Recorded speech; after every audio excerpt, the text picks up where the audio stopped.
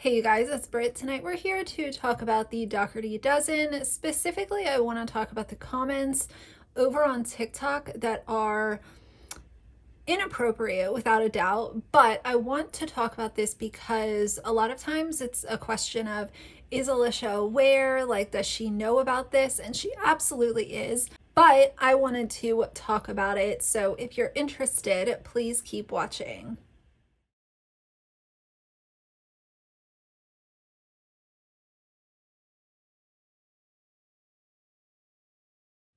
All right, you guys, so we all know who the Dougherty Dozen is by now. I've been covering them for 2 months, I want to say. And the longer you watch their content and kind of look into it, the more problematic it becomes. And that's why the videos keep being made. You know, there's no reason to stay quiet about things like this when it's being played out on such a public stage.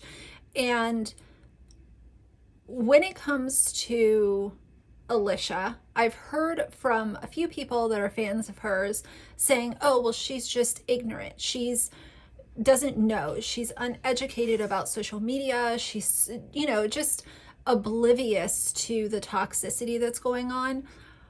But she's very aware of her comments. And the reason that I say that is because you'll see an inappropriate comment that's, targeting one of her children.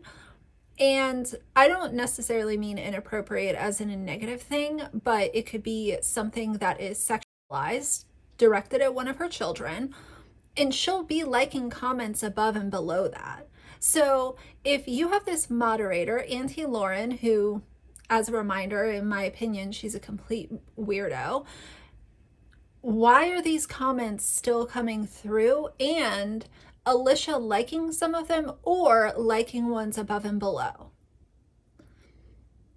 And if you are one of the people and you happen to come across this video and you're one of these people that's sickly obsessed with these kids, I'll say what I've said before, please sign off of the internet. It's very, very weird to be this invested and this obsessed with kids that you don't know. You've never met them. They're not, your friend from college's kid that you're just interested in what the kid's doing. Like, even if we're gonna get into the loneliness conversation, because I've heard that as an excuse too. Oh, well, I'm lonely, so watching their content and sending comments like this helps me feel less alone. It's still sending inappropriate comments directed towards children. It's one thing if you're, people are going to watch what they want to watch, but then it gets into darker waters where we're talking about these really creepy comments and becoming obsessive about what kid's doing what and what kid likes to eat this and what their favorite color. Like, it's all very weird once you get into that kind of obsession category. And I've had some of her fans tell me that I'm obsessed or I'm jealous. I always love that stupid argument. I'm not obsessed or jealous when it comes to anything that Alicia is doing. Number one, I would not ever want to be responsible for 12 children. Secondly, if we're talking about the money, because that's just their easiest argument, I would never want to be having those deposits put into my bank account because I exploited a child that I was supposed to be protecting, because I talked, down about their birth parent and shared it with the internet. Hey, so I wanted to answer this because I have tried repeatedly to bring my twins to a black barber, and I am repeatedly shunned by the entire barbershop. They won't look at me, they won't deal with me, they won't take my twins. We will stand there for an hour being completely ignored. So yeah, I'm kind of hoping now that the twins' dad is staying out of jail that he can be the one to bring them, because they would not even give me the time of day. That is not money that I would ever want crossing paths with me. So that's my opinion on that. But let's get into some of these comments. The first one, and this was a video, this was a TikTok, and Alicia said, oh, remind me to never let these kids take my phone again or use my phone again. These kids have phones of their own, and I know that the older ones are on social media because they have their own accounts. So kind of cringy. I don't think that they took her phone and uploaded this to TikTok, let's be honest. But the comments, the first one says, this person tagged someone else and said, this kid. And they're talking about the one of the two kids that is there under kinship placement. This is not even Alicia's child. He's there temporarily. It's not permanent as of filming this video. They go back to court next month to figure out what's next. And the person responded and said, she has you on Snap. So following the kid on Snapchat. And again, keep in mind, this is a minor child.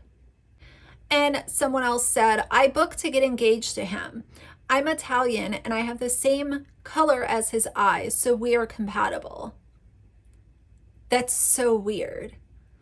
And some people might say, oh, well, what if that person is a minor too? It's still weird. I don't care what the age of the person is, whether they're a minor or not.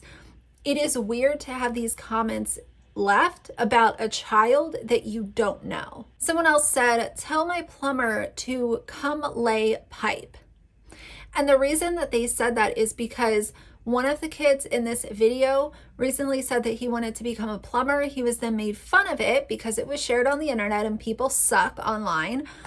And so now it's like anytime you see a plumber joke over on her comments or, YouTube or TikTok, that's what they're referring to. It's because this child thought that, he could share something with the internet. He was then bullied and made fun of for it. So now it's just a running joke over on her channel. And other people are saying thirst trap duo and obsessing again over one of the kids. Here's another one. This kid is cute, not gonna lie. What one is that? The one in the front with heart eyes emoji. This is so weird. Why is blah blah blah so fine? Blah blah blah is fine. It's just nonstop. So-and-so is hot. So-and-so is looking too good. And then they're throwing shade at the other kid that was in the video, saying so-and-so ruined the video because they're so obsessed with this other kid that they want the other one to not even be in the video. Two comments like that. I realize that most people watching this video are definitely not the people leaving these types of comments, but it's not only gross that they're being left, but what can be controlled is Alicia taking control of her comment section. She has a moderator, at least one, which we all know is Auntie Lauren. Why are these comments not being deleted immediately? There's no reason why this child who is there temporarily should be some kind of being treated like some kind of piece of meat. He's literally a child. And for Alicia to let things like this go on a consistent basis is disgusting. She is not protecting these kids. She doesn't give a shit. She cares about her engagement on social media because engagement equals money. There's two other comments from the same video that I wanted to share with you guys and just throw it into one video. The first person said, you should do a video of what happened to their birth parents. Of course, they spelled their wrong. I mean, whatever. Stop encouraging Alicia to shade birth parents, to overshare, to exploit these kids' stories or their parents' downfalls as to why the children were taken out of the home. If people could stop encouraging it, then maybe she would stop providing it. I wish that she would just stop because she has a moral compass, but it's pretty clear that's not going to happen.